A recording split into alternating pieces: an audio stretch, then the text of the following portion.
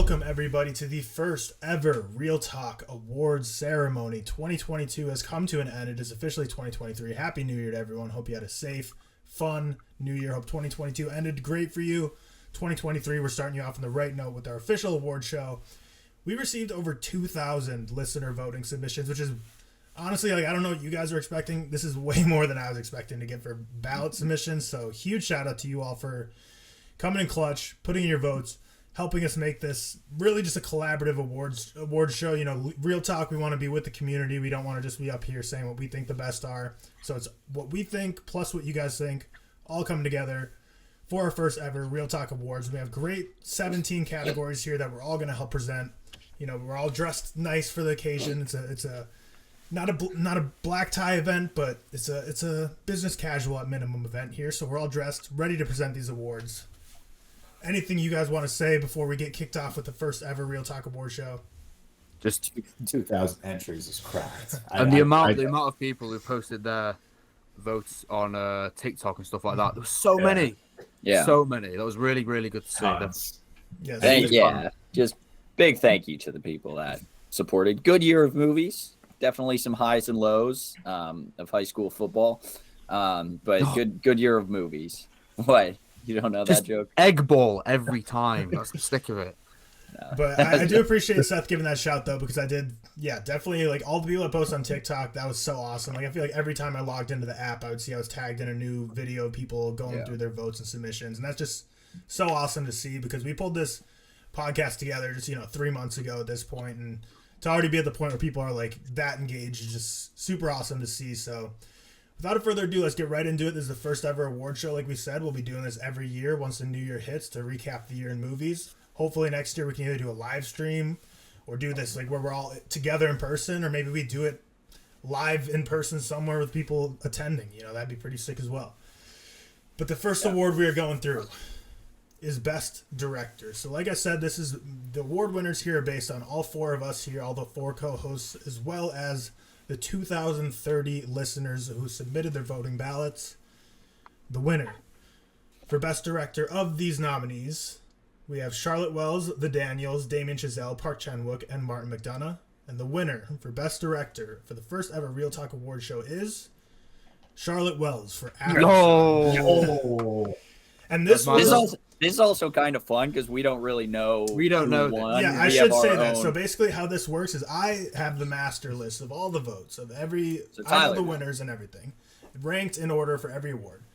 But we're all going to be presenting awards. Each of us are going to be presenting 4, and then I have 5, I believe. I only texted these guys the winners for their awards and the runners up, so they don't know what these awards are going to be until the other people say it. It's going to be fun. So you're going to see all of our reactions live. This one was super close, like razor thin, because the runner-up here is The Daniels for Everything Everywhere All at Once, and this was makes sense. Literally, we had 2,030 voting ballots. If we had 2,050, might have flipped because it was just razor thin. Yeah. Do you have like a percentage of like how many viewers or listeners like voted on it? I just had the weighted average score, and for Charlotte Wells After Sun, it was 2.21, and for The Daniels Everything Everywhere All at Once, it was 2.22. So we were right razor thin. But yeah, my vote. That was my vote. Charlotte. Yeah, I gave it to Charlotte. I think you couldn't go wrong there. I really like that we're getting. I feel like I don't know what the After Sun Awards buzz is going into the Oscars right now. It doesn't seem like it's going to be getting as much as we want it to.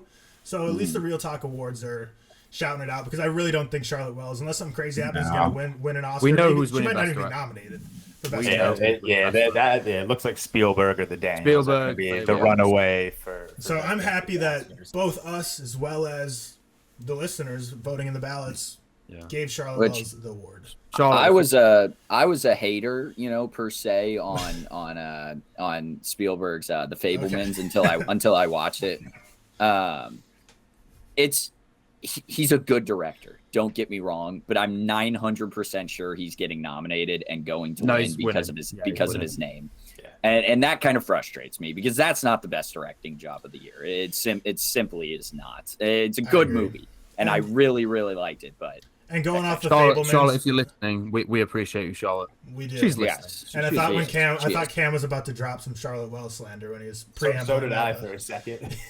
But I love Charlotte Wells. Just I want to say about the Fabelmans is at the time of these submissions, I was the only one who had seen the Fabelmans, so that's why I know a lot. That was probably the most common one. People were commenting saying like, "Where's the Fabelmans in all these?" So didn't get enough hype from my votes alone because it's not like I was rating it number one or anything. But I do want to note that Cam did see it since we had the award nominees listing, and you said you did like it, right? Like I liked it a lot, yeah. So it's more than you expected, maybe. I think it was my 8th film of the year, so like I really really enjoyed it. I quite loved it actually. But would that being changed any of your? No, like, that's what I was about to say. I looked, so it wouldn't have changed my best picture, wouldn't have changed my best director. It may have put like a couple actresses, like Michelle Williams was really great. I loved Paul Dano. Daniel LaBelle for me. Is he the kid? Yeah. He's so good. He was so good in it. So maybe he would have gotten up there, but he wouldn't have changed to my number 1, 2, or 3.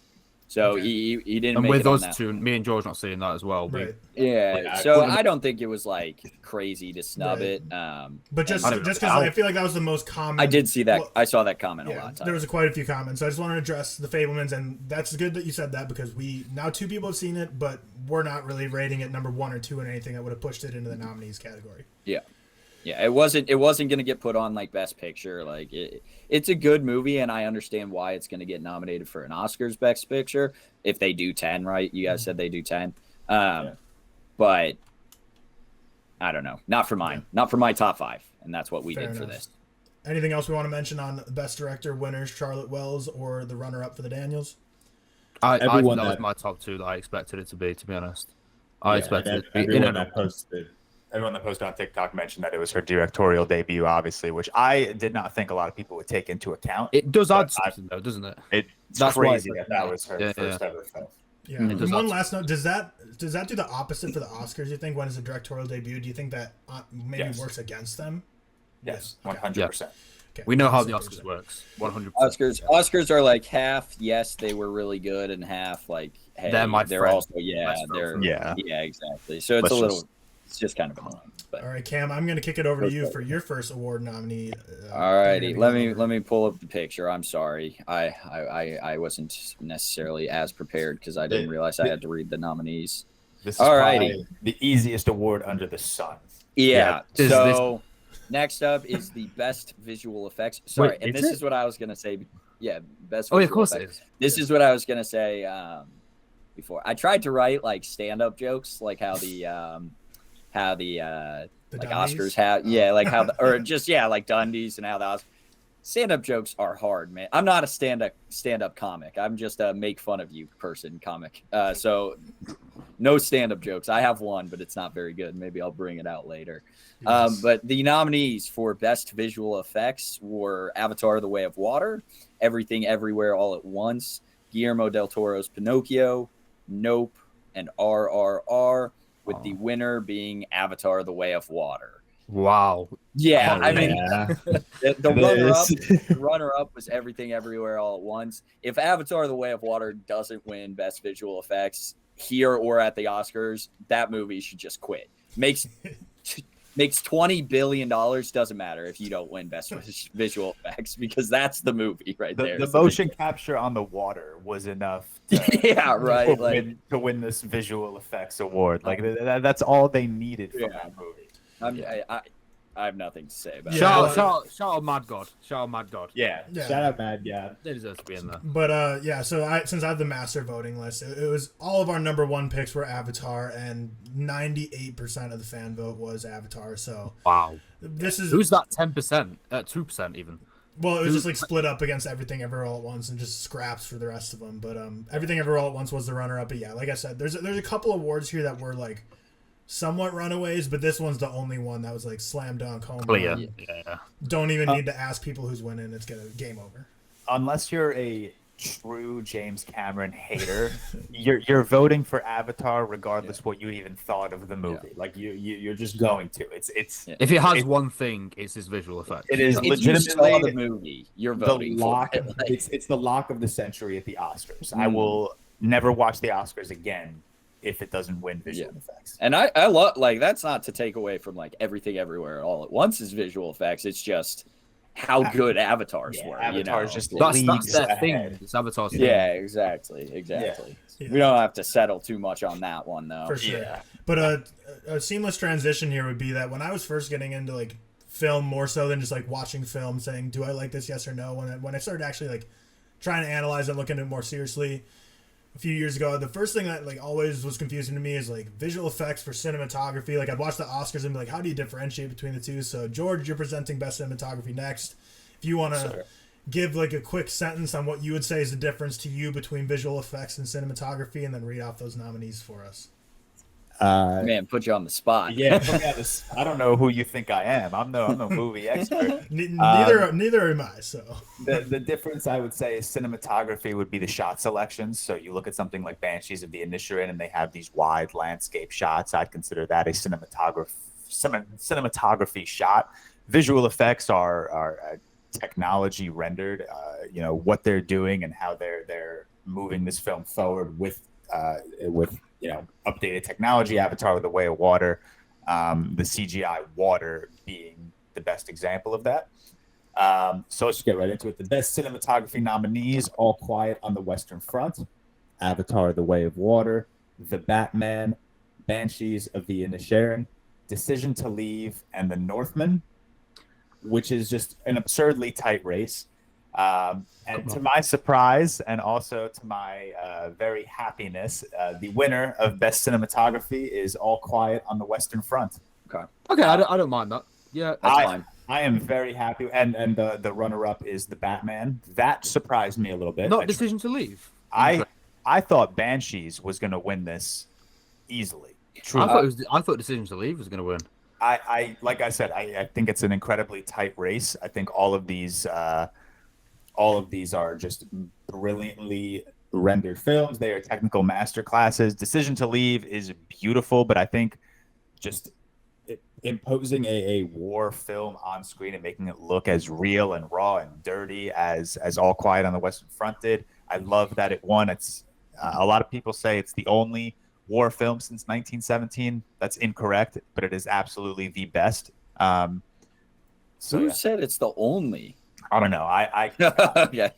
On my top 10 videos of 2022, I said the best war film since 1917, and somebody commented, "Well, it's the only one since 1917, so obviously it's the best." I'm like, that's just incorrect. I think that's true. Yeah, but it's got beautiful cinematography. I think I voted for it. I think it should have won. I wanted the Batman to win. To be honest, I want comic books. So why didn't you vote for it?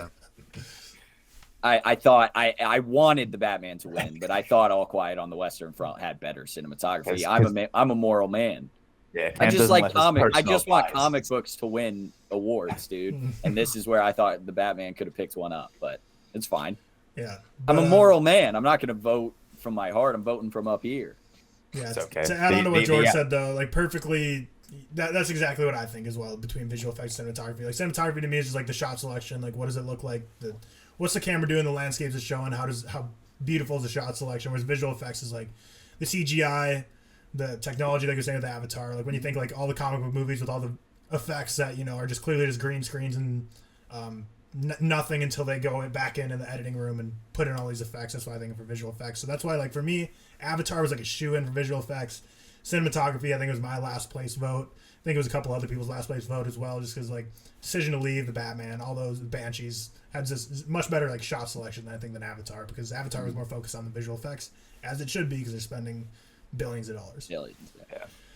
Also, right. I will say, as I texted you guys last night, I just did my awards last night while I was in the middle of a bar, so I could have put anything. Who knows? You probably put Wakanda Forever to win everything. I did, man. No, I put Thor: Love and Thunder. I wrote it in. I honestly don't even know if that's the worst thing ever, though, just because, like, I feel like you get bogged down when you look at stuff too much. But if you're like, whatever your gut reaction is, when you're looking at the nominees, be like, that's the winner. I feel like that has a time and place, too. I'm also 95% sure I did everything I had originally when we sent it. So nothing really changed. Well, now we will kick it over to Seth for the picture, or for the award category that's just perfectly fitting for Seth and the movies he watches most often. It is the best foreign film category. That's wrong. Okay, we'll continue. Best film in 1905. That would have been his. That would have been his award. Cool. We'll go. Okay, so we got the nominees. So we got All Quiet and the Western Front, Bardo, Decision to Leave, RRR, The Quiet Girl, and Vikram. There are nominees.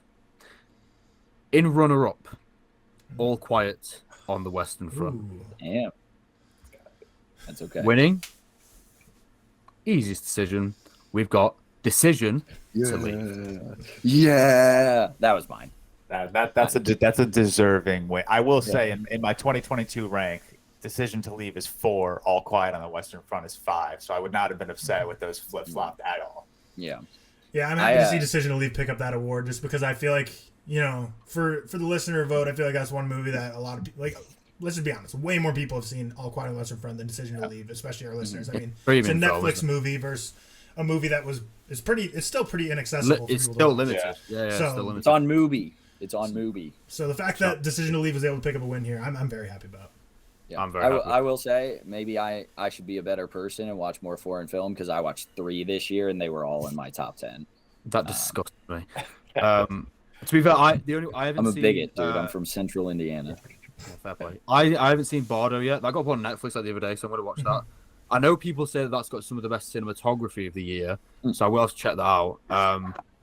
But Decision to Leave would be my clear pitch. Actually, RRR wasn't far off Decision to Leave for me.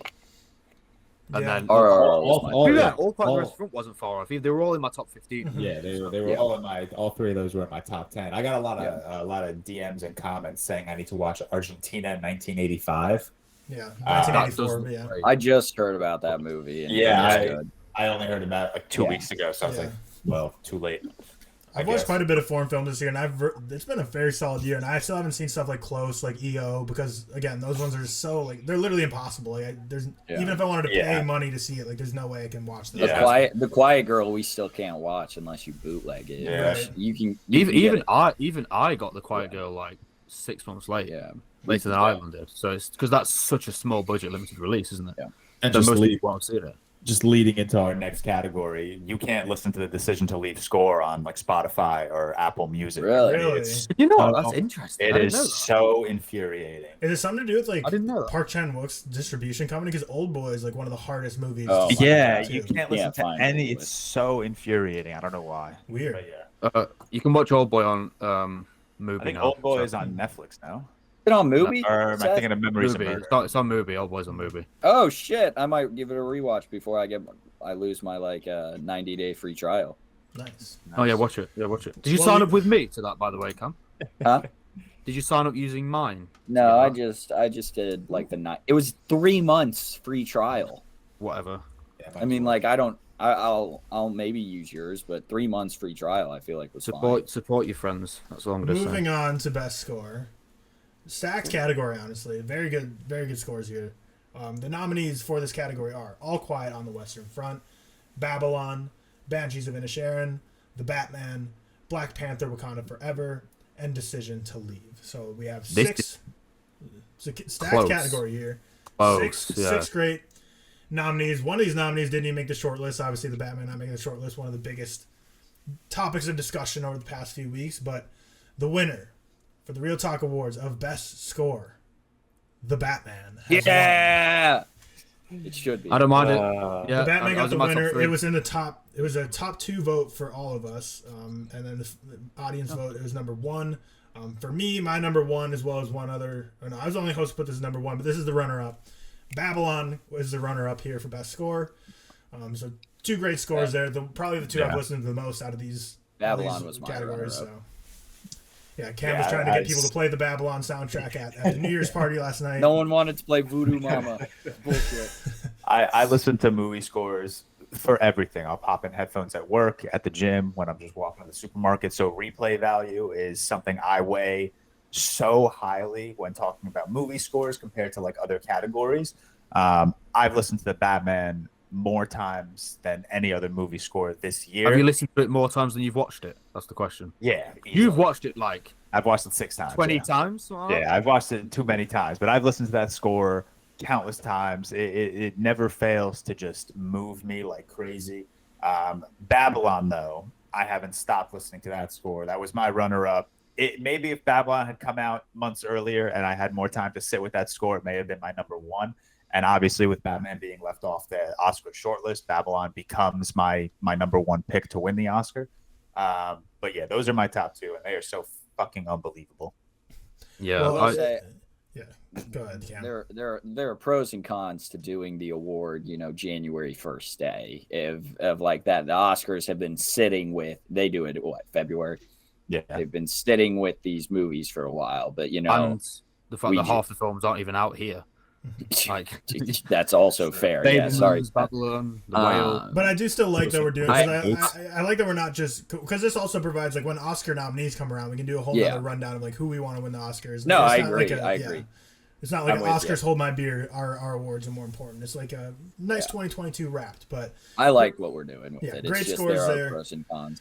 Great scores, and like we said earlier with Charlotte Wells winning Best Director, we feel like it's nice that we gave respect to her because we don't think the Academy's going to, and then same thing here. Obviously, the Batman we know for sure is not going to get respected by the Academy, so getting the best score there for the win of the first ever ReelTok Awards.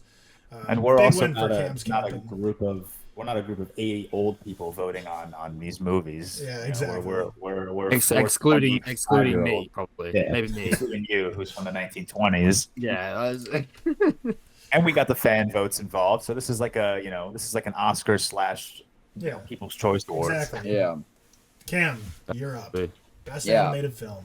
For Best Animated Film, the nominees, I probably couldn't say them off the top of my head, but the nominees are Apollo 10.5, Guillermo del Toro's Pinocchio, Mad God, Marcel the Shell with Shoes On, Puss in Boots: The Last Wish, and The Sea Beast.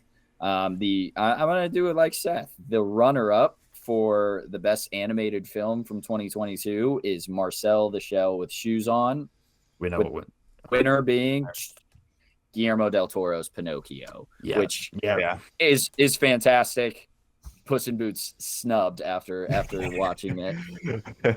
I think I don't want to say Guillermo del Toro's Pinocchio is like the clear winner here, but I would consider it one of the best stop motion pictures of all time, and I think just for its technical achievement, it should win this award.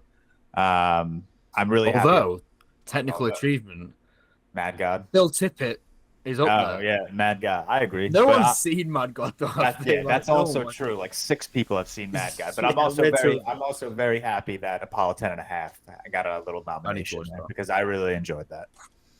Yeah. I will say, like, I'm a big animated guy. I'm fully on the train of Marcel the Shell with Shoes On is not an animated picture. I am officially on that train too. Yeah. If the Lego Movie didn't win, bullshit. Dude, I've been on that. I posted a video the other day of like I posted some animated ranking, and I said, like, before I said Marcel the Shell with Shoes On, I was like, I don't even know if you consider this an animated film, but I have Marcel the Shell with Shoes On, and my comments exploded. Like, of course it's animated. What are you talking about? I'm like, it shouldn't be nominated. It can be nominated here because we would have nominated the Lego Movie and it would have won, but it should not be nominated at the Oscars because they're bullshit. Also, the Lego Movie clears so easily.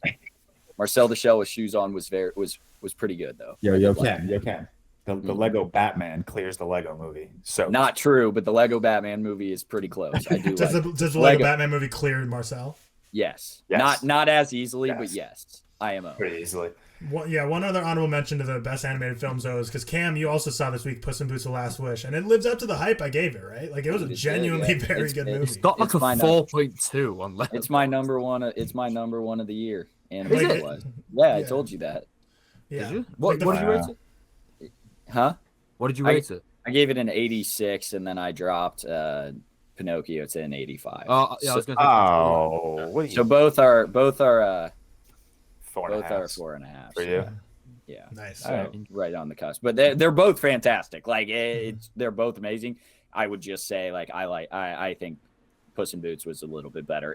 Like when I'm not going to get into a full review here, but like when Shrek jokes work because they do all like the fairy tale jokes, I think they work very well. Like with the first 2 Shreks, and then I agree. drops off a major hill after that on 3 and 4. But it's the first one. I don't know. I like that movie, apparently. I don't remember watching it. I might have been like drunk or something in college, just throwing a score at it. But I have it highly rated, so I'll have to watch it again. All right. But well, we can move on. Yeah, good year for animated film, though. Very good year for animated film. But now we're going to kick it over to George for very exciting category.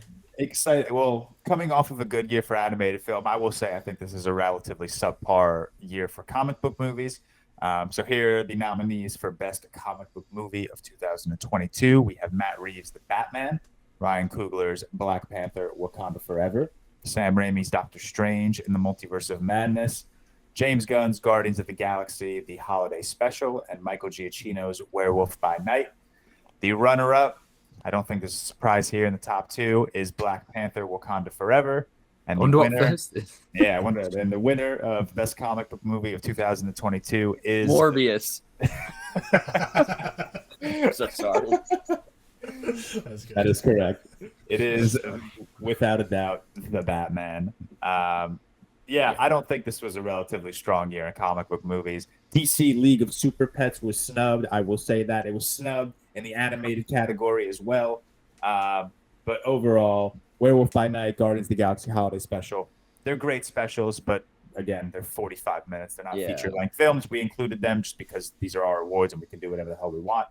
Multiverse of Madness was okay, and obviously Wakanda Forever and The Batman are so clear of everything else this year. It's unbelievable. Do we have how much The Batman won by, Tyler? I feel like this had not on me, but this was next to Avatar. This was like this second most blowout, and like there's several awards here. Well, really, I think only this and visual effects are the ones where I'm like, the winner has to be this. Like, there's no other option. But this one specifically is the only award where I'm like, the winner has to be this, and number 2 has to be this. Like, I think the winner runner up for this category like so clearly has to be The Batman, then Black Panther: Wakanda Forever, because those two are just several tiers above everything else for me, and I think for most people. I agree. Yeah, back to even Best Picture. Everyone that, and again, shout out everyone that posted your votes on TikTok. We appreciate that. It seemed like a pretty even split between The Batman and everything, and After Sun. That seemed to be like everyone's go-to picture pick for Best Picture. So I was pretty surprised to not see Batman in second place. Obviously, I don't think it is. I think it's the 3rd best movie of the year, so I'm not complaining that it's not the top 2. But I was a bit surprised that it didn't finish top 2 in these rankings. Mm-hmm. Yeah, I've actually seen a good amount of like just end of the year movie TikToks, of people having Wakanda Forever higher than The Batman, and I don't think that's like really. Yeah, I've seen like, I've seen a good amount of like end of the year comic book rankings because those things do numbers.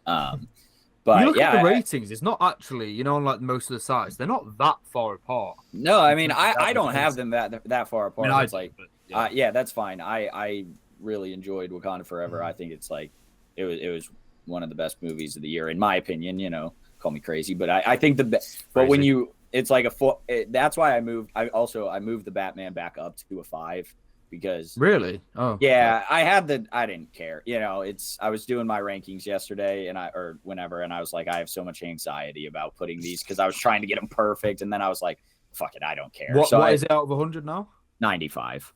I went from a 95 to a 94 back up to a 95 because I was like, I don't care. On Letterboxd, The Batman has a 4.1 average rating. What do you think Wakanda Forever has? 3.8, 3.7.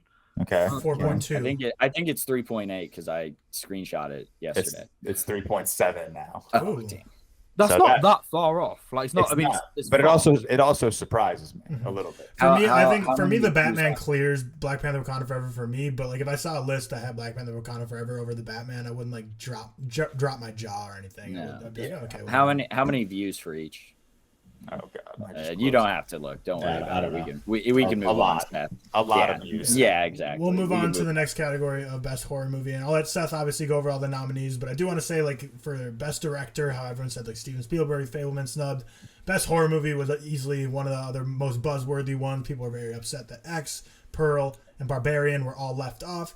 Which all 3 of those, at least for me, are good movies. Like, they're not bad movies. They're very, very good movies. The Pearl I really loved. Barbarian was very fun.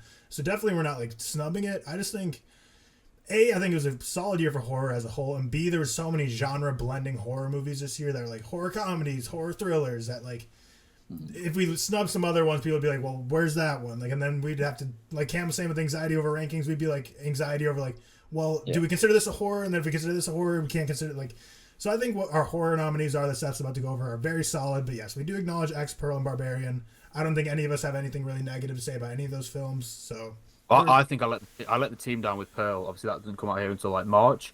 And I think you guys, some of you, maybe two of you had it in the top 5.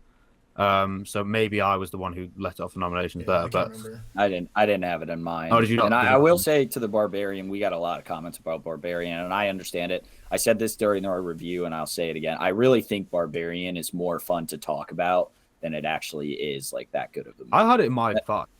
I think I had it. Did you? 5.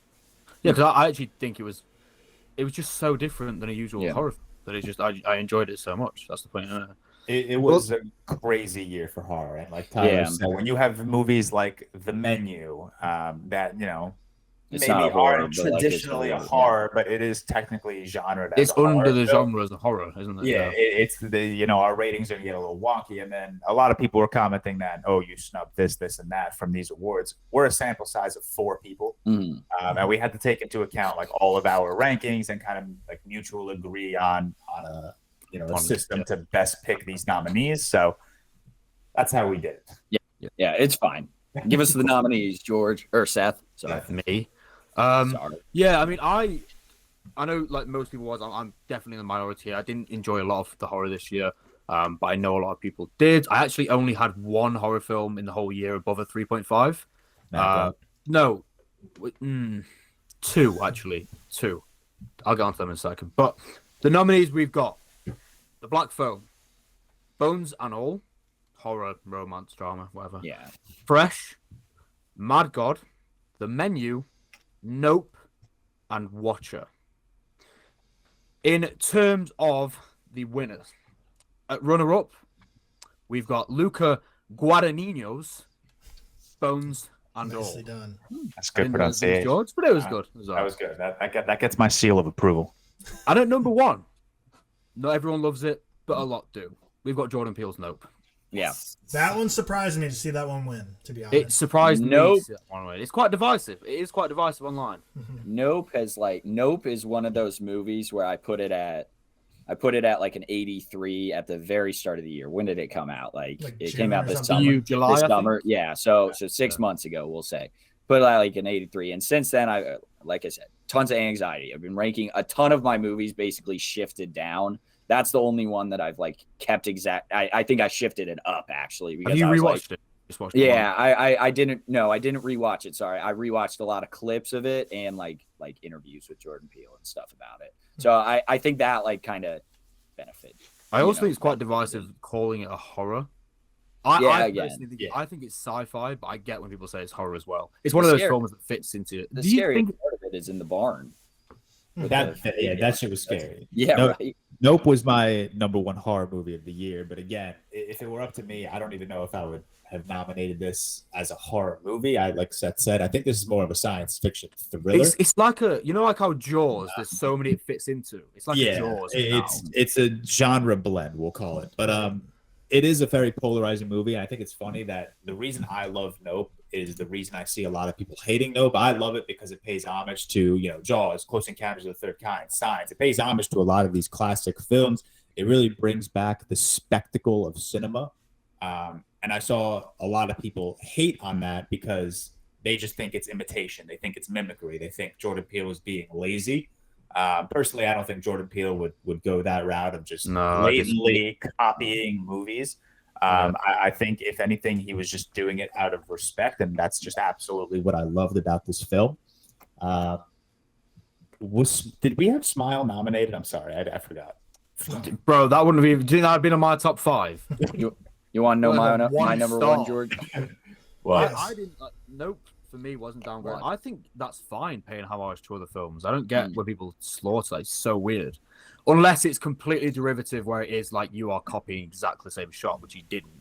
But it's also like it's not like it's not like he blatantly like strictly ripped off Jaws. You know, No, there are Jaws elements. There are Close Encounters of the Third Kind elements. There are. It's a compliment. There's Hitchcockian elements. There's Signs elements. It's like he takes the best of all of these classic, spectacle-driven movies and just puts it into his 2.5 hours. I like seeing directors show what influenced them.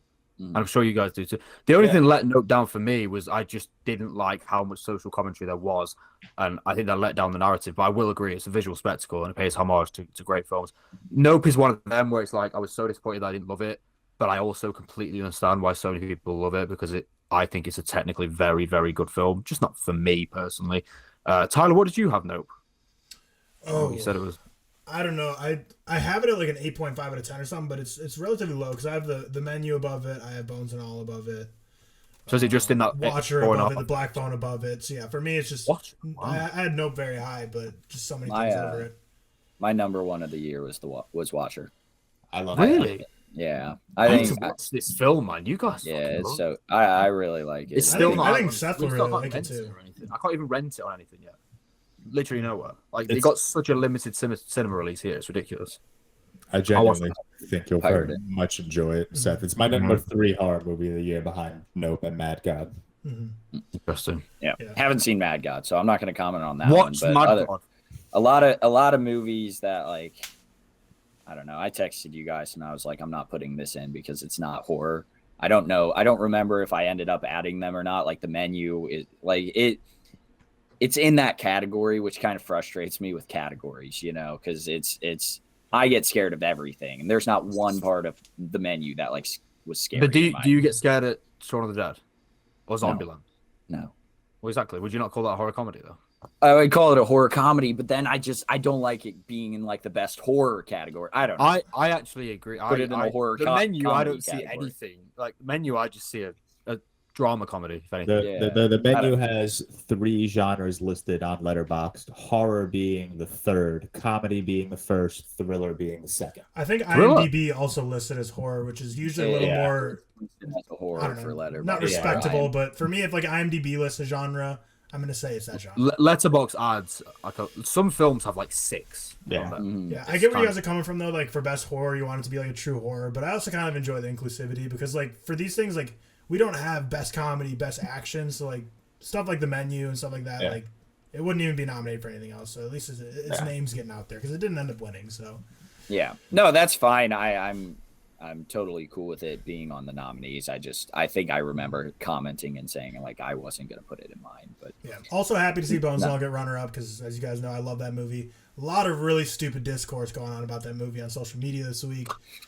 I know Seth, I saw you chiming in on those, but some people just wild movies go over people's heads. So let's just say that. Yeah, Big E without a doubt. Yeah. Okay. Well, we are halfway through at this point. We've done 8 awards. We have 9 left. We have some of our biggest categories left with both actor, actress, supporting actor, actress, the best picture overall, best TV show. So we have a lot of great stuff still coming, but just want to take this moment to say thank you all for 2022. It's been such a great year for us. Like such great feedback from everyone. We've really enjoyed doing this. We're 17 episodes deep at this point. And like I said, my personal TikTok, like one of my New Year's resolutions for this year is like just to keep ReelTok going, like 52 more episodes, like once every week, Monday. We're going to keep cranking them out this whole year. We're not going away anywhere anytime soon or ever, hopefully. So thank you all for your support. If you haven't already, subscribe, like this video, rate us on Spotify or Apple, wherever you're listening to this. Keep supporting us.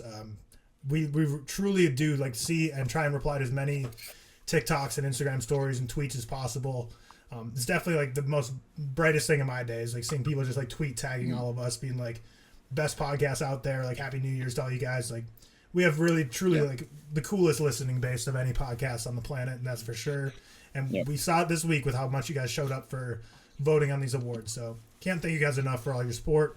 And 2023 should still be a great year.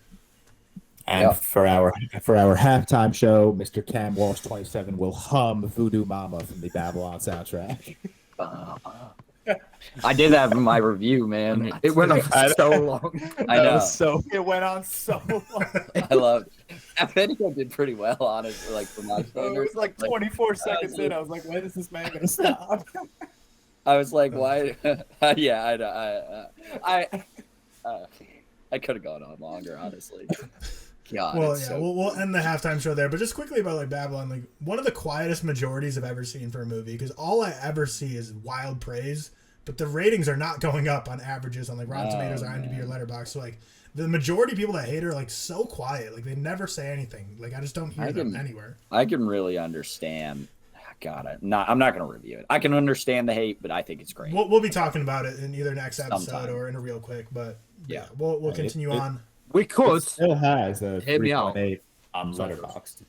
We could wait until it comes out in the UK, because then the listeners from the UK. That's fine. We can do that. I mean, at this point, I'm fine with that, since we did already cover it on the podcast. It's the 20th. It's the 20th. It's not too far. January? Yeah. Yeah. Oh, yeah. We'll wait for sure, then do a real That was the whale that's February. That's the whale. Gotcha. Okay. Well, let's get into the back half of this awards show, the first ever ReelTok Annual Awards. Next up, the next category we have is Best Production Design. We have 5 nominees here. We have All Quiet on the Western Front, Elvis, Everything Everywhere All at Once, Babylon, and The Northman, which The Northman I feel like is a movie that is getting lost and forgotten, because we just talked about Nope, and I feel like Nope has maintained buzz. Like, now that award season's coming up, Nope is everywhere. I'm seeing a lot on timeline. People are talking about it. The Northman's just been, like, forgotten. I don't see anyone I think that's talking more about it, divisive than Nope, though. Yeah, it's a divisive movie, but I still feel like there's certain categories that I feel like it should definitely be a contender. Production design, yeah, even cinematography. Like there's categories. Yeah, I did honestly. But yeah, let's get into those are the nominees. The runner up for this award, not the winner. The runner up is The Northman. So it did get some respect here. Got a runner up here. It's definitely one of my favorites for production design. What is the winner? What is the winner? The winner for Best Production Design is 2 people in this group have voted at number 1. The listeners voted at number 1. Babylon wins Best Production Design. Wow. I'm going to be honest, guys. I might boycott. We have a lot of awards left. I might boycott this award show. Everything Everywhere All at Once hasn't won a single award, and I'm dying inside a little bit. But lots of awards to come. But man, I'm a little depressed right now. Production design was an absolutely cracked category. I think Elvis did a beautiful job at adjusting their production design across the decades. I think All Quiet on the Western Front did a ridiculous job at their production design on, again, just giving us this raw and real and dirty feel. You know, they're in these trenches. It just looks brutal. Babylon was just that. Babylon could have won this award for everything on screen before the title card even appeared. Very true. That title card appeared late, man. That was like a fresh type. That was like a half hour in. Yeah, I was a little thrown by that. Yeah, but that entire first scene, this is a tough category this year. This is a tough category this year. Yeah. Babylon was my number 1 after watching it, but Everything Everywhere All at Once was my second, I guess. So I can't be too mad. But when I submitted like the nominees, Everything Everywhere All at Once was my number 1. Is that still your number 1 of the year? Yeah, movie-wise, yeah. Yeah, movie-wise, yeah. Yeah, but stacked category, but really interesting to see what the Oscars do for this category. Because I know a lot of people are saying like, "Oh, Babylon's not even going to get any nominations," and some people are saying like, "No, it's going to sweep." Like, we'll see. But Babylon wins for us. We're giving it respect. We'll see what the Academy has to do. Still a few months away, but we will kick it back over to Cameron for funniest movie from the funniest guy on the funniest. For funniest movie, I'm gonna give my one joke, and it's not great. God damn. Okay, sorry. Do you have it written down? Yeah, I do. It takes it away from it. So, I was recently asking Victoria about her and George's love life. She was not saying anything. Said there wasn't much to tell. It seems to me she's being pretty all quiet about George's front. So, that's an All Quiet on the Western Front joke right there for you. The delivery being messed up like twice from you words was the best part. Movie merchant, clip it. Jesus Christ. That's going to end up on Discussing Film as one of the worst jokes. I thought you were going to carry on and like include loads of films. Yeah. I want you guys to know, when you know how I watched Disenchanted at late night, Seth, like 2 nights ago. It's because I was up trying to think of like movie jokes, and that's all I got. That's the best I could do. That's the best you can do. I gave up, man. I'm not a joke writing guy. I'm just a in the moment joke telling guy. You are good at it. All right. But moving on, after the funniest joke ever, we have the funniest movie award from the year. This was a little fun category we like to add, so let us know if you guys want more like fake categories, like this. It's definitely very subjective, so I'm sure the voting was kind of all over the place, but the nominees were Banshees of Inisherin, Bodies, Bodies, Bodies, Bullet Train, Glass Onion, The Menu, Triangle of Sadness, The Unbearable Weight of Massive Talent, and Violent Night. Which Violent Night, low-key, kind of sneaky. But the runner-up for this one is The Banshees of Inisherin. And the winner is this year's Bullet Train. Yes. Yeah. Yeah, I knew that one. Yeah. It was pretty obvious, especially the steam that Bullet Train is picking up on TikTok right now. It's kind of I don't understand. Listen, we say this about several movies all the time. We said it about Violent Night. Bullet Train is one of those movies. Just turn your critic brain off. It's an incredibly simple premise. It's rather stylistic, and it's hysterical. I do think it was too long, though, for what it was. Trust me, it was definitely too long. But like the banter between Lemon and Tangerine and Brad Pitt was just hysterical. I love every single moment of that movie. I just rewatched it the other night with Victoria, and I think it holds up incredibly well. How did you watch it? Okay, it's in my top 10, my top 20 of the year. What's your rating for it? 4 to 5. I had a blast with the movie. I enjoyed it. Yeah, I enjoyed it. That was my second. I'm happy to see Banshees at the runner-up here because I feel like the style of humor is not necessarily traditional for what people would consider funniest movie of the year. So the fact that it got that much respect to be able to get the runner-up in this category, I think, is very admirable. It's not an in-your-face funny. It's just like a... Right. It's Martin McDonagh funny. Exactly. It's so funny, though. It's very dry humor. Yeah, exactly. I don't know where I had Bullet Train on my list. And that was 2, to be fair. I don't think I had it on my list at number 1. It's... I think it was funny. I think there were... I think I had Glass Onion. Triangle of Sadness I quite hard, to be honest. I thought Glass Onion was hilarious. I don't know. Bullet Train I'm not as big of a fan of, but... It's fine. It's a fine. I'd like to say the Batman should have been nominated for the thumb drive joke. Mm-hmm. or what are you showing me? Do you remember that was a sound for ages? That is my favorite sound. Come on. All right, next category, George. Take us through the best TV show of the year. This is where the ReelTok Awards gets a bit controversial. So we got best TV show nominees. Attack on Titan, Better Call Saul, The Bear, Blackbird, The Boys, House of the Dragon, Peacemaker, and Severance. Our runner-up is James Gunn's Peacemaker. And the winner of the best TV show of 2022 is House of the Dragon. Yeah. I am genuinely shocked with those top 2. I truly thought Better Call Saul and The Boys would clear. I think The Bear is the best show of the year. I've said that many times. I'll stand by that. I just didn't think it had enough momentum coming into the ReelTok Awards season. Mm-hmm. But I am truly, and this is no hate to House of the Dragon or Peacemaker. I think they are both in my top 10. House of the Dragon's in my top 5. I think it reminded us what made Game of Thrones so good when you prioritize the politics of this world over just the spectacle of it. So I think they're both amazing shows, but that result really surprises me. Mm-hmm. 2 surprises me because I've barely even heard of Peacemaker. I know it's quite big, but I don't even know what it is. I will say it's the John Cena one, isn't it? Yeah. It is, in my opinion, one of the best seasons of comic book television we've ever had. I think it could be argued as top 10. I think it is very, very good. But again, going up against Better Call Saul, even Attack on Titan, like I know our followers specifically, we have a big anime chunk, but The Boys, I am stunned. I'm shocked about The Boys. Well, okay, so I have the ranking here in terms of the orders of the votes. Better Call Saul got 3rd, which if it's not going to be a top 2, it better be at 3.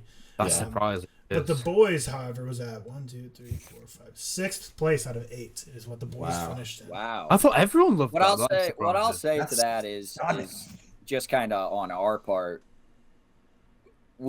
maybe as a show, I especially need to get a little bit better at watching TV. You know, if we're gonna say we're a TV movie podcast, I don't watch a ton of TV. I don't watch Better Call Saul, so I didn't fucking have it on my list. I didn't have The Bear on my list, so you know, you can get mad at us. This may be the most like absurd one. That being said, I have Peacemaker as my second best series of the year.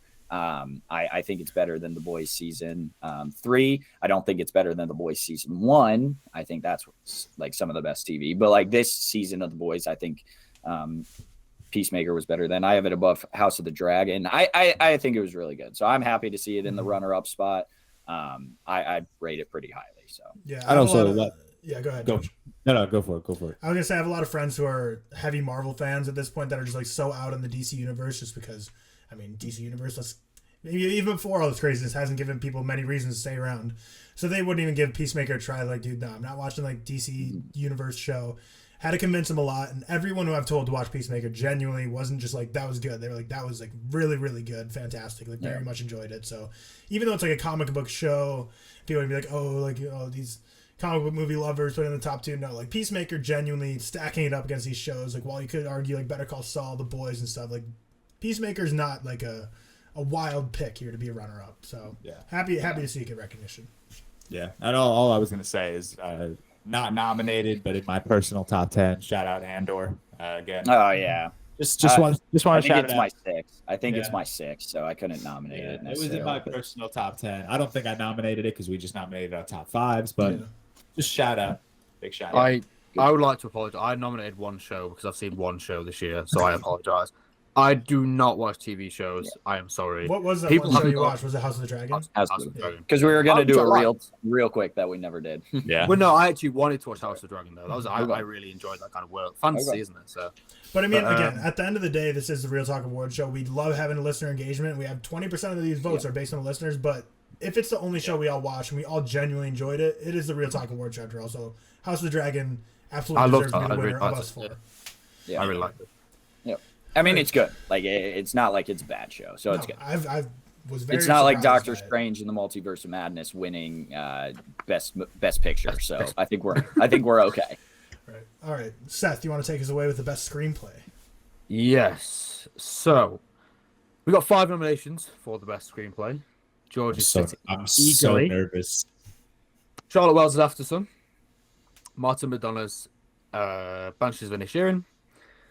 Park Chan-wook's Decision to Leave, The Daniels, Everything Everywhere at Once, and I don't know who directed On the Count of 3 because, again, I can't watch it. Jared Carmichael. Okay.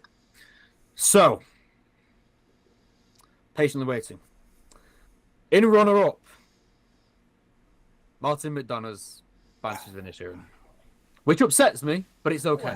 Mm-hmm. It's okay because I don't mind the first pick. First pick was my second pick, and that goes to Charlotte Wells' After Sun. Good. I'm getting nervous, people. I'm getting nervous. Again, everything everywhere again. I'm getting nervous, man. Everything everywhere wasn't as tough. I think truly this is the most stacked category for me. All 5 of these, I would not be upset with the winner. I think this is the only category I can genuinely say I would not be upset with any of these taking home the winner of this award. What I'll say is I'm not doing my part. Banshees was my number 1. I think that's like the best writing we had this year. And then everywhere. God damn it! Everything, everywhere, all at once was my number 2. So I technically am not giving it the number 1 spot that I should. But I don't know. I'm getting a little disappointed in us right now. It's okay. It's okay. After Sun is fantastic. It was my number 3. So like I'm not mad at 1. Great writing. Great. Charlotte Wells. Fuck yeah. Again, I thought he was about to slap. I almost Charlotte said Wells "fuck you" on accident. Yeah. Remember, she is listening. Yeah, she's listening. Love the ReelTok Awards. You guys should have seen that little Easter egg she put in After Sun. ReelTok. ReelTok Easter. Well, okay, and that wraps up best screenplay. And now we truly believe all awards are created equal, but we have 5 awards left, and all awards are equal. But these are the 5 biggest, but they're all equal. Yeah. Best supporting actor, best supporting actress, best actress, and best picture are what we are wrapping up with. They're the big ones, even though they're all equal. I would take director over the 2 supporting actors. Yeah. Bro, I would too, but I wanted to start the show off with a banger and then go through the smaller ones. I am most passionate about supporting actress. That's the one you might see me throw things, but. I know. I don't think yours will win. I'm just saying. Sorry, not to divert the combo. The Oscars starts with Best Supporting Actor, right?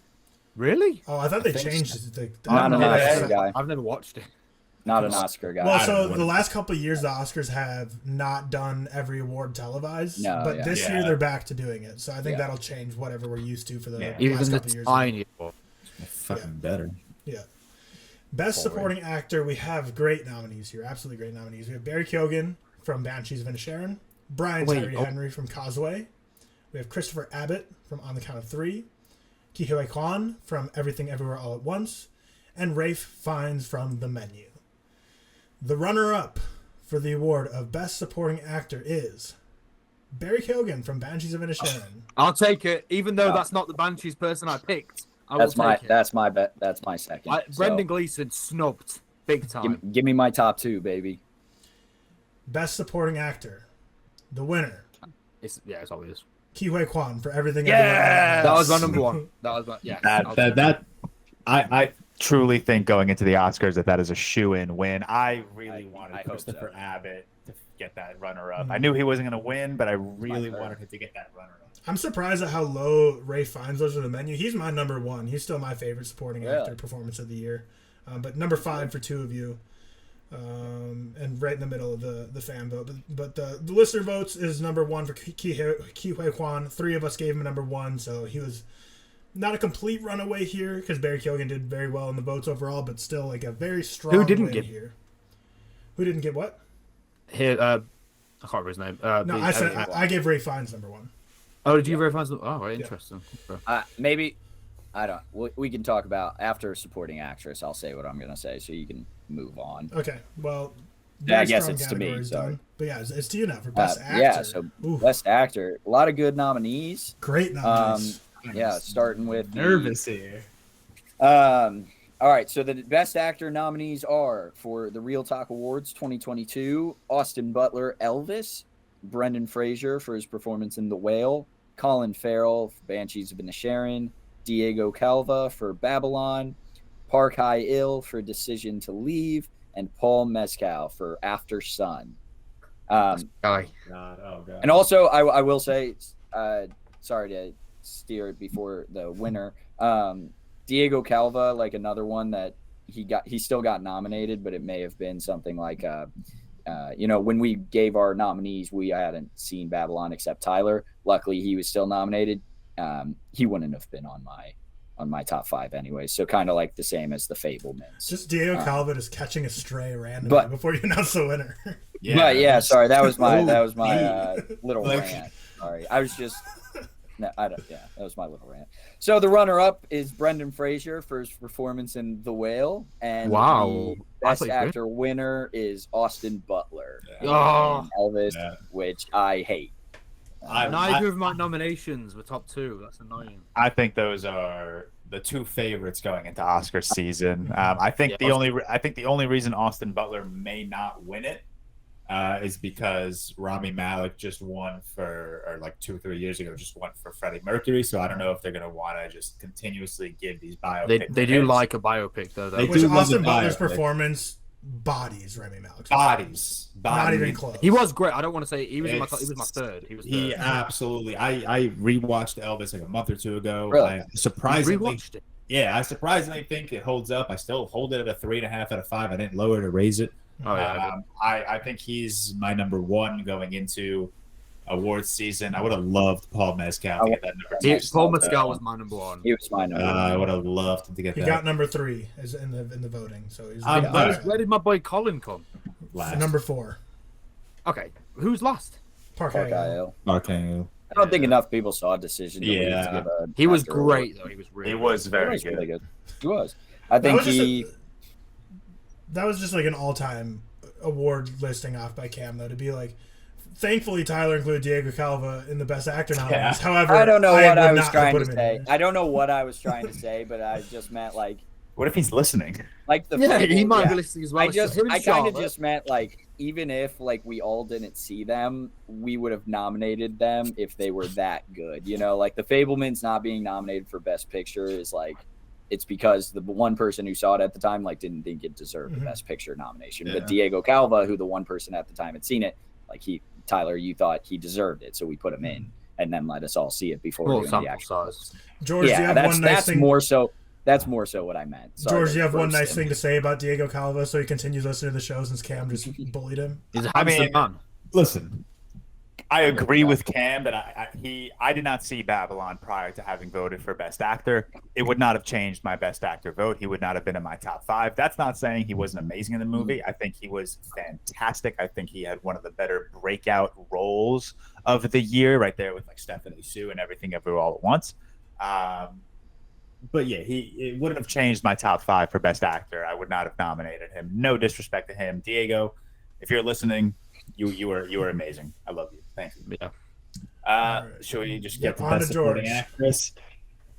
So we got the 2022 ReelTok Awards for Best Supporting Actress. Our nominees are Angela Bassett from Black Panther: Wakanda Forever, Dali De Leon from Triangle of Sadness, and I apologize if I pronounced any of these incorrectly. I think that's the answer, Hong Chow from The Whale, Kerry Condon from Banshees of the Inisherin, Stephanie Sue from Everything Everywhere All at Once, and Tang Wei from Decision to Leave. The runner-up, and we're about to watch Cam throw some shit, is Stephanie Sue from Everything Everywhere All at Once. Cam, she was like 5th for me, I can't lie.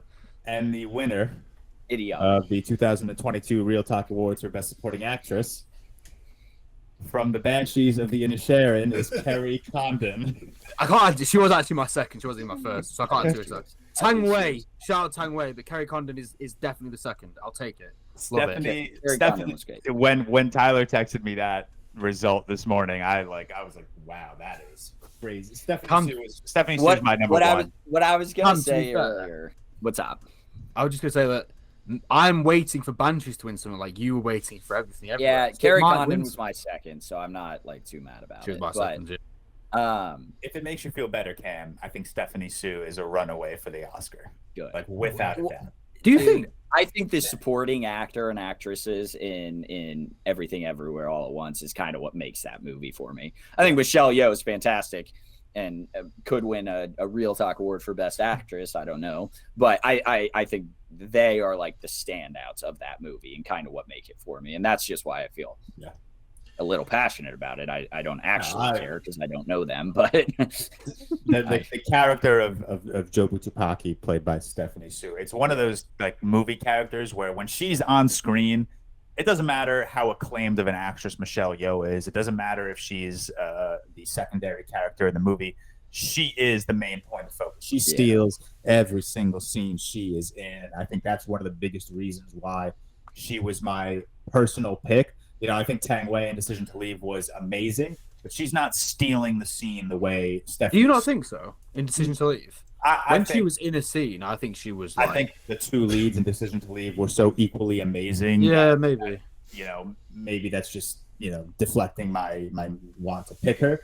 But Stephanie Sue, I think her acting was so, and this is not a knock on Michelle Yeoh at all, but I think Stephanie Sue just stole the show completely. Angela Bassett was fantastic in Black Panther: Wakanda Forever. I'm happy she got a nomination, but again, she didn't necessarily steal the scene because Letitia Wright was equally as amazing.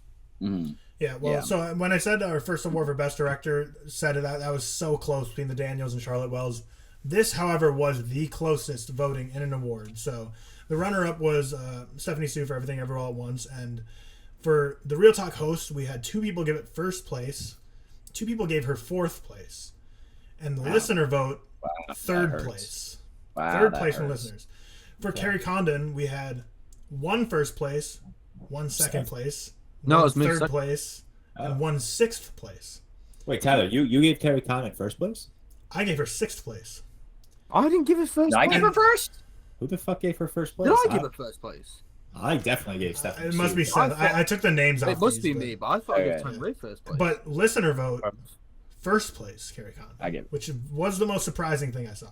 That is surprising. Yeah. Listener vote number 2 was second place was Angela Bassett, which is more something I would expect. But yeah, this was the closest. Really? by far Honestly, I thought seen. when you said you were shocked by the supporting actress, I thought Angela Bassett was going to win, which I'd got be fourth. shocked. Tang Wei got third, which honestly kind of surprises me that Tang Wei got Tang Wei that got high. third.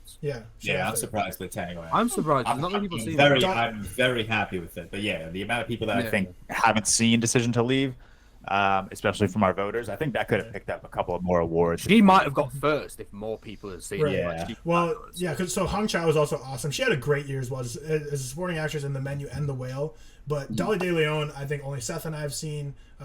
Triangle of Sadness, we both rated her highly on these votes, and I think that's one that could pick up steam going into the award season, and that's one that I think if more people see, because if you guys are talking about stealing the scene when they're in it, she's the definition of that. Every scene she's in, she steals that scene, Completely agree. bodies it. So that's also, and sorry to backtrack to Best Actor, but I think that's why for me, Austin Butler is so. I didn't care for any scene where Austin Butler was not on the screen, and when he was on the screen, True. and when Baz Luhrmann just let him do his thing, And I not was Tom so. Hanks. Not Tom Hanks. I was so enthralled by what Austin Butler was doing. But that is Tom such Hanks a big. ruined that, That film. movie It was not has- good, that film. that movie has some of the weirdest acting in the sense that it's got an all-time great performance and an all-time awful performance. And it's just like in the same movie and they're in the same scenes together and you're like, what the fuck I have a question. I know we said. I'm sorry to divert the No, Real Talk keep it Awards, going. but I know we said Austin Butler clears Rami Malek like crazy. I think we all agree on that. Yeah. How do you compare him to Taron Egerton as Elton John? Taron Egerton clears. No, I think Austin Butler I clears. think Austin I Butler think Austin clears, Butler's- but it's way I closer. love I think it's no. So do I. I think it's very close, but I Same, think Austin. but Austin Butler's still- Really? Yeah. I haven't watched that in a while. I think Austin Butler's like a decent way away. Maybe I don't know. Maybe he was good though. Taron Egerton I was love good. Rocket Man, dude. He was good. All right. Well, now we are moving on to our. Wait, do we just do best? Yeah. So we have two awards left. Sad that it's almost over, but we have the best actress of the year presented by Seth.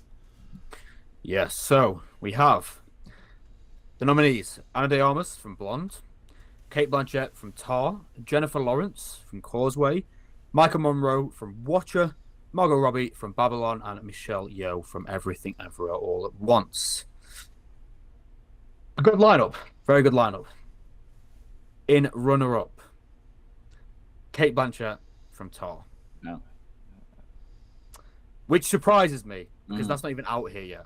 So, and the winner, Michelle Yeoh from Everything Everywhere All at Once, which was my number one. I'll say. Yeah, she got back into my number one spot after rewatching Everything Everywhere All at Once, and I'll never rewatch Blonde again. So who knows Nah, how? fuck that. Who knows how Ana de Armas holds up? But God, she's good. She's so good. I think that was expected that she would win with our audience. I think. So of course I was the only one at the time of the nominees to see Babylon, and I nominated Margot Robbie. We already talked about Diego Calva, George, Cam. What do you think about Margot Robbie? I thought it was her best performance she's ever gave. Really? Have you seen I, Tonya? Yeah, it's not better than I Tanya have. Harding. But she shows so much. She shows so much more range in Babylon, I think. No. What I will say is I'm sitting there and I was watching and I was like, I think I just love Margot Robbie. I think she was absolutely great. Yeah, Yes. but I think she was absolutely great. I still think Jennifer Lawrence was better this year. Yes. I don't know. Maybe I was crazy when I was watching Blonde. I still think Ana de Armas gave a great performance in that, and that's the only. I mean, she was quality. I was gonna say she was the only thing good about it, but I think there's some good technical aspects of it too. I think she was the technically only good. good It part was of just that. fucking horrible film. I hated the technical aspects of it too. Doesn't matter. I think she was great in that. Michelle Yeoh though still is number one. Yeah, she's still my number one. I actually had Jennifer Lawrence as 2, above Kate Blanchett at 3, even though I think these are 3 incredible performances. I know I'm pretty confident Jennifer Lawrence is not going to get a nod at the Oscars, and that's It'll be Kate Blanchett.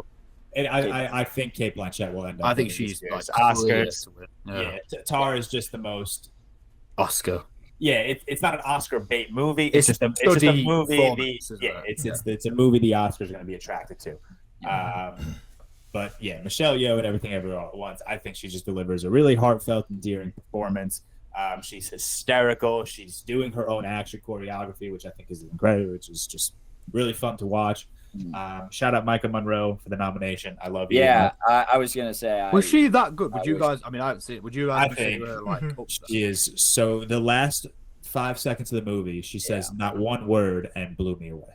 Yeah, she's kind of what holds Watcher up. Not the only thing, but she's like a really great part of Watcher. And one of the reasons it's my highest rated. Is she in anything else that's big? I don't think I've seen her. It Follows. I've never seen. Oh, she was the girl in It Follows, wasn't she? Yes, she was. Ah, that's a big step up. Fair enough. Yeah, and also shout out Mia Goth, just shouting her out because she not one but 2 amazing performances this year. She did well. I've never seen any of these movies that she's in. Well, gentlemen, it is that time. The final award of the ReelTok Awards Show, the first annual 2022 ReelTok Awards Show, Best Picture. We have 7 great nominees. Can we give our predictions for this? Can we just after I list of nominees? Let's lengthen this one out. Lengthen it out. Yeah. Okay. So a list of nominees, and then we'll just discuss all of them. How about that? Because we're a short episode right now, and this is the big, the bad, the not ugly. So the nominees: After Sun, Banshees of Inisherin, The Batman, Bones and All, Decision to Leave, Everything Everywhere All at Once, and The Quiet Girl. Where do we want to begin?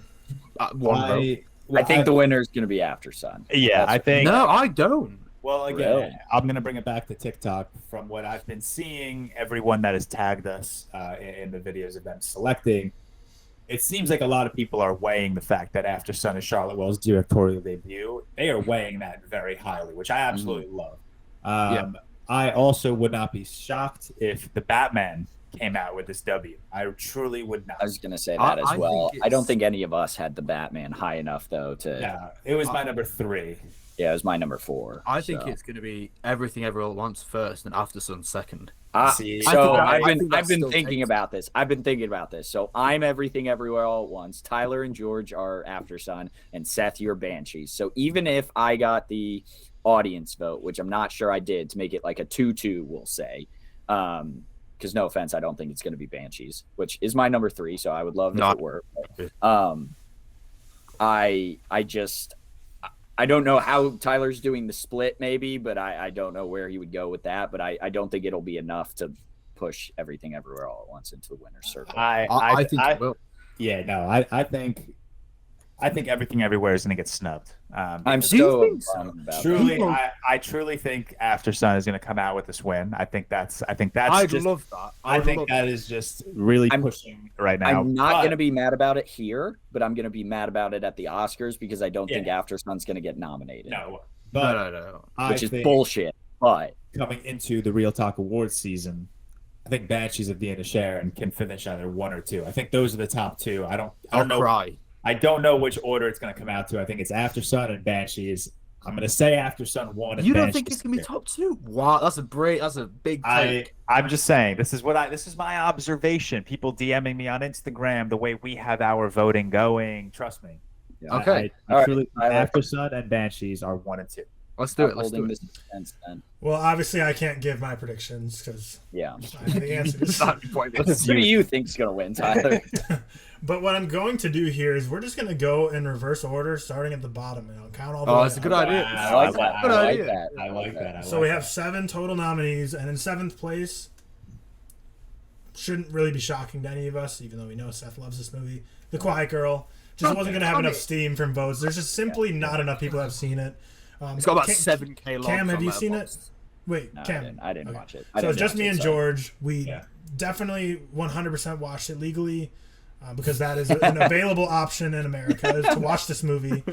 So with that being said, it's no just surprise. There's no shot that movie's going to win when we're including listener votes and there's no chance. And listen, for everyone listening, a last place does not mean we think this movie is best. It got nominated for a reason. You guys got nominated. This is a great movie. I had it in 3rd. Yeah, and George and I both. Yeah, exactly. Yeah. But just note to every publication, producing company, all the directors out there listening to the ReelTok Awards Show first annual, you gotta distribute your movies more if you want to win these awards. Yes, if you want a ReelTok Award, man. It's the budget. If you want a ReelTok Award showing up in your mailbox, you're gonna have to get these distributed more. Yeah. But then in 6th place, bones and all, which I think makes sense based on where these are stacking up. I loved it more than most people this year, but even me would say this is a proper replacement for it, even though I did love it so much. Yeah. We have, 5 more?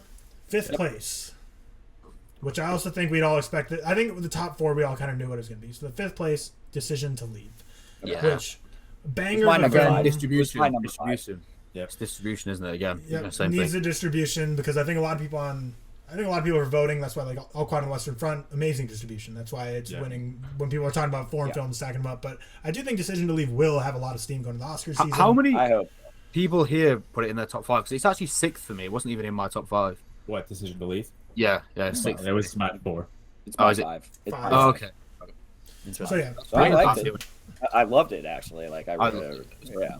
So nervous. So that leaves 4 nominees left, and the nominees remaining still are After Sun, Banshees of Inisherin, The Batman. It could and be any Invisible of them. All at Once.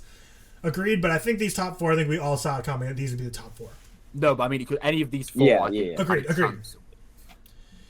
And I will say there is a close gap between 4th and 3rd, then a decent gap, and then a really close gap between 1st and 2nd. In 4th place. I know what it is. I think I can guess it, but we'll wait. I think it's going to be the Batman. It's Banshees. 4th place. Banshees. The Batman. Wow. The Batman in I hate 4th that. place. I love it. That was my I 4th. love it. That was I don't my mind 4th. that. I don't Pull mind up. Pull up. Let this guy cook. I'm 2 for 2 in the top 5. Come on. This got 2nd place with the listeners, but with the ReelTok host, it got 3rd, 4th, and 6th. Okay. The Batman in 4th place. Now for 3rd place. People are gonna hate that. Good. 3rd place, which is a very narrow margin over the Batman. The Banshees of Inisherin. Yep. I'm 3 for I'll 3. take it. Come That's on. fine. Oh, man. So I got the top 2 right. shaking. Anyway, I got the top 2 right. Yeah. I'll take it. And yeah, like I said, so 7, 6, 5, all very close to each other. Well, no, 7, 6, very close to each other. Gap. 5, gap. 3 and 4, neck and neck. Gap. 1 and 2, neck and neck. Do we want the? Yeah, I guess since we know what the runner-up is going to be, whatever. Not the winner. Say the winner. Yeah. The winner. The winner of the most prestigious award of the first ever ReelTok Awards Show. The director of this film can expect this in their mailbox. After Sun, Charlotte Wells wins Best Picture. You didn't say multiple directors when you. You did Well, it. I purposely didn't do that know. because I didn't want to that would have clearly given it away. Oh, Congratulations to After Not Sun. one winner. For everything. Hey, that's how. Oh, wait, what is that? no, supporting actor. I don't know, man. I got it for Christmas, I'm and I like it. It's now the ReelTok Award, apparently. That's it. Congratulations to After Sun. I am. Here's your award. I am very How many happy more? with that top 2. Those are my top 2 of the year. After Sun and Everything Everywhere All at Once. It's my top 3, so I can't complain. We're giving After Sun the recognition it deserves because it is inevitable that the Oscars is going to overlook it like crazy, which is an absolute shame. So Could have thrown for everything. I can't believe it won. Wow. I can't believe it. That is genuinely stunning. So I would have because Such an indie film. Like, exactly. So many like- people were complaining like it was only out in like very select cities for a majority of the time, and I'm not going to credit us, but I think we talked about this movie so much that so many people like that follow At us, least that like, voted I agree. this. yeah, that at least voted. voted in this. Like maybe they would not have necessarily seen After Sun if we didn't speak as highly of it. As Where could you hear about this from if you weren't on like it was Exactly. I didn't see much marketing. Exactly, and and again, this is like back to everyone posting on TikTok about like Babylon's marketing. It's like, yeah, you got these massive creators posting 7 videos on Black Adam, and like just the 4 of us posting about After Sun. So I'm really happy it finished number 1. I think it's absolutely deserving of that spot, especially since the Oscars is going to overlook it like crazy. And congrats to Everything Everywhere. When I watched Everything Everywhere All at Once this like what was it?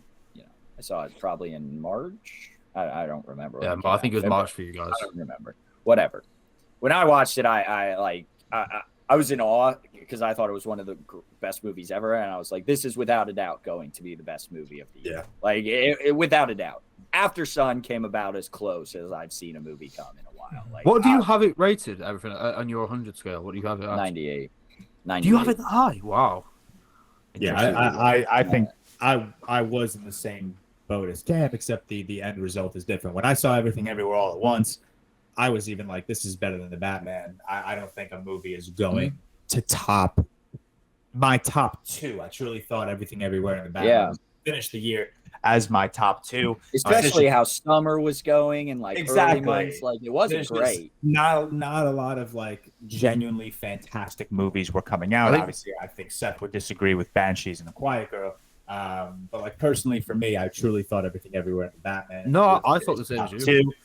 Decision to Leave came exceptionally close to taking over the Batman. I think honestly on rewatch, Decision to Leave might end up being my number 3 of the year over the Batman. And then I saw After Sun, and it took me no time to decide that this was going to be my number 1 movie of the year. Yeah. I was the same. When I saw Everything Everywhere, I thought it would be number 1 for the whole year. I do think we were probably up to it because we have to. I probably didn't take into account how many films come out around award season. That's just how it is, isn't it? So to Charlotte Wells, so 3 times. ReelTok. I just want to say, so After Sun wins the ReelTok Awards Show with 3 awards, winning Best Picture, Best Director, and Best Screenplay. And then we had 2 movies take home 2 awards. Yeah, 3 huge awards. And then Everything Everywhere All at Once got Best Actress and Best Supporting Actor, so 2 awards taken home for Everything Everywhere All at Once. And then 2 awards taken home for The Batman as well. Lesser awards, but all awards are equal. Score, not a lesser award, but Best Comic Book Movie, pretty weak category. But again, all awards are equal, but they took home 2 as well. But yeah, those are the only ones that have won multiple. I'm just like scrolling through, so like I might be missing something, but I think we'll post we'll get it all calculated so that I don't know, Cam can tweet out being like our official awards, like this movie won this many awards and yada yada yada. But yeah, we'll be making a lot of cool graphics and stuff. So throughout the whole week, we're gonna be publicizing this crap like crazy. Like on all of our socials, we'll be posting cool graphics. Share it, repost it, or just please help us out. Yeah. Very well deserved. Very well deserved. I'm disappointed for the squad of Everything Everywhere All at Once, but we'll be back. We'll be back for the Oscars. You know what? After Sun just doesn't have many people fighting in its corner, but we have been here from the beginning with After Sun fighting for it. They should fucking nominate this goddamn thing for an Oscar, you clowns. You I remember I was the first of us 4 to see it, and I remember I came out and I gave it a 9.9, and then jaws were dropping in the chat when I dropped a 9.9 on the movie. And you're like, what the hell? I thought you were overrating it like crazy. And then I think George was the second one to see it, and he was like, boys, I just drove home in silence because I didn't want to disrespect this movie by listening to music. To see it. Not technically because I drove 35 minutes to see a friend, but it was a strategic placement of movie theaters where it was showing because you guys rated it. Yeah, that's the name of the game for me is because like the movie theaters in like Scottsdale and downtown Phoenix play the more indie films, whereas where I'm at only plays the blockbusters. So I went after work. I was like, since I work in the city, I'm like, I'm already up here. I'll just go see After Sun because it wasn't that long of a movie. I'm going to go see it, and then I'll drive home. And my drive home from that theater is like an hour long, so I had to go even further away from where I live. Damn. And so I saw that, and then had to drive an hour home, and I was just like, I wasn't necessarily broken. I was just like defeated. I was like empty. Emotionally cracked. Let me say this, Tyler. This is how dedicated I was to see After Sun. I missed the first half and the first half of the second half of the Purdue Marquette game earlier this season, which was our big our big turnaround of the season for all you Purdue fans. Very devoted for you. And then I couldn't be sad afterwards because I had watched the Boilers win. But goddamn, that movie's so good. Yeah, and I just want to wrap up this ReelTok Awards Show with like just one thing we can all discuss is like, so 2022 as a whole for movies, since we are now in 2023, which every time I look down at my calendar, I like think because I just plugged in this computer new and I'm like, did like my settings reset because it's like 1-1 and it just looks so bizarre to think that it's like New Year's Day right now. But I remember early in the year, I posted something saying like 2022 is a great year for film so far. And I remember George was like, a couple months later, he asked me again. He's like, "Do you still think that?" Like, because like Cam just said, I feel like we had some bangers early in the year. Then we kind of hit a lull where there wasn't. We had like Top Gun Maverick come out, but other than that, it was pretty quiet for a few months there. Mm-hmm. And then it really picked up, I think, towards once fall kicked off with September. Like when The Woman King came out, I feel like that started like a rolling with some better theater releases coming out after that. And right now, we're just getting so many great, award season movies coming out. So as a whole, George asked us on Twitter the other day, like, what's one word you would describe 2022 as a movie year? I would say it's undervalued or underrated because I think a lot of people only see the blockbusters, and I think we have had some underwhelming movies because, let's face it, comic book movies dominate the box office usually, and it's been, even from someone like Cam who's a diehard fan can agree that it's been a down year as a collective whole for comic book movies and shows. Yeah. So I think as a whole, people that were going out to the theater to see these movies might say it wasn't the best year. I've seen a lot of people say like 2022 was mid. It was a bad year for movies. I personally think it was a very, very good year for movies. I collectively, with some A24 films that came out like Causeway, After Sun, and just a bunch of indie projects and foreign film, animated movies, I thought it was a really, really solid year for film. I wouldn't say it's anywhere in my greatest of all time, but it's definitely, I wouldn't consider it anywhere close to average. I want to hear what you guys think, though, on 2022 as a whole. Come, you go first. Go on. Maybe I underrate this year because I'm just going through my awards right now, and I have 2018 was a damn good year, actually. So I'm just going back, so I didn't get to go very far back. But like 2022, I have 4 5 out of 5s. I don't know how many you guys have. I was just about to. I would say. Sorry, Cam, go on. Yeah, no, go. I was just gonna say. I would say I'm not harsh with 5 out of 5s, but I don't tend to give many. And yes, for this year, I've probably watched a lot of more films than I usually do because I don't catch up with all the new releases. I've given 4, same as Cam, 5 out of 5s this year, which says 4 5 out of 5s and 4.5 out of 5s, and then quite a few 4s, which says to me this has been a very satisfying and well above average year. I don't know how people can say this has been an average year for film. I think this has been maybe a decent year for most, but for me, this has been a very, very decent, good year, all things considered, I would say. Yeah, I'd agree with that. I think ever since the cracked year of 2019 that we had, even coupling it with 2018, those back-to-back years are unreal for film. 1957. Yeah, it was a great year. And then even leading into 2020, where that was obviously a down year because a lot of things got pushed back because of the pandemic. Bad year. I think 2021 and 2022 have been decent years in film. I think they've been, rather excellent. I've given 3 5 out of 5s each year. 2021, I gave 7 4.5s. This year, I gave 9. I think this year is a very solid year as a whole. There are a ton of films on this. Like, I'm just looking at my 2022 ranking that I've rewatched already, once, twice, 6 times. Joyce, do you know your average rating for this year? I don't know if you looked at it on the Letterboxd. Because I'm looking at mine. Mine's actually quite low. It's a 2.92, which doesn't say a lot, to be honest. That's not like my stats, right? Mine's a 56.8. No one cares. Say you're out of 5. Supremacy. Well, mine's lower than yours, bitch. What is it? 50? Is yours 56? 50.8. So okay, yeah. I don't know the average for the other years, but what I was saying earlier is that back to 2021, 2020, I had 2 5 out of 5s. 2019, I had 20, yeah. Yeah, 2019 I had 5. 2018 I had 5. Yeah, Parasite, Knives Out, 1917, Uncut Gems, and Just Mercy. Okay, I had 2 to be fair. I had 8 5 out of 5s in 2019. I mean, yeah, they're good. That was a great year. I had 5 in 2018. So like this stacks up against other years. I mean, what's another good year in movies? 2008? 2014. Are we thinking back, or are we thinking just like recent years? 2014, 1999, 1994. Oh, whoops. I think 1999, in terms of all things considered, is one of the highest years. 2008, I had 3 5 out of 5. 2006, 2007. Like No Country for Old Men, There Will Be Blood. I have quite a few 5 out of 5s from then, I believe. I think that was right. My average rating on the year is a 3.24 for this year. For this year, last year. How did you know yours? Last year was a 3.39. So last year slightly higher. Moral of the story is it turned out to be a good year. For the first half of the year, all we really had was Everything Everywhere All at Once in the Batman. RRR came out earlier in the year, which not a lot of people saw. I think at the time, I think it picked up a lot of steam. Yeah, because it was on more people talked about it. But it really did turn out to be a very solid year, especially when you get into like even outside of the 5 out of 5s. I have like 12 4.5 out of 5s. I think Babylon.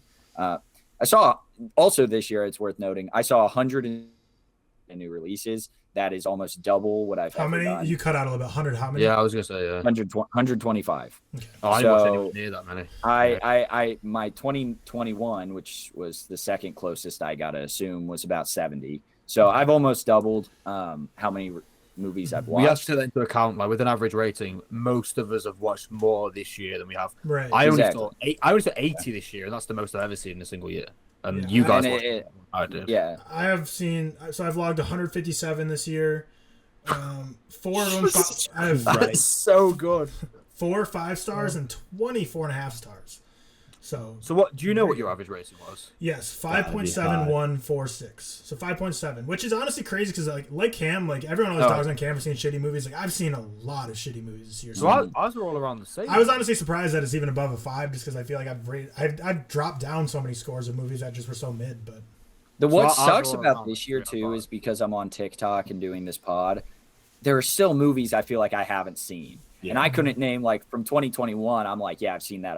Like, I can't think of a movie I haven't seen because I wasn't. I'm the opposite. I haven't seen Dune yet, fuck's sake. Huh? Oh, I haven't seen Dune yet, fuck's sake. I haven't seen quite a few 2021. That is one of the 5 out of 5s from 2021. Is that a 5 out of 5 for you? Yeah. Oh, wait, it's a ReelTok. That's on the ReelTok. Yeah. Which we really do need to start talking coming out about. February we're releasing. February. Yeah, that's it. Cool. But with that, I think we can wrap up the 2022 ReelTok Awards Show. Happy 2023 to everyone. Thank you for everyone who submitted ballots. It's been crazy seeing how many people have been engaged in this. Hope you are happy with some of the winners. Let us know who some of the biggest snubs were. Like I said, we're going to try to publicize this like crazy on TikTok, Instagram, Twitter. We want these to get out there. We're all going to be doing our parts individually to post these on various social media. So help us out, share them, give us your feedback. But with that, I'll close out the ReelTok Award Show. Anything else in closing, gentlemen? Thursday, 2022 movie draft. Yes. Yes, so I'm putting that into existence. Sorry, yeah, we're about to film a 2022 movie draft. But yeah, so that'll be up on Thursday. Thanks, Cam, for giving me the homework assignment to edit that and get it up. No, it's completely fine. So look forward to that real quick coming on Thursday. But yeah, thank you all very much for watching, and we will see you in the next episode.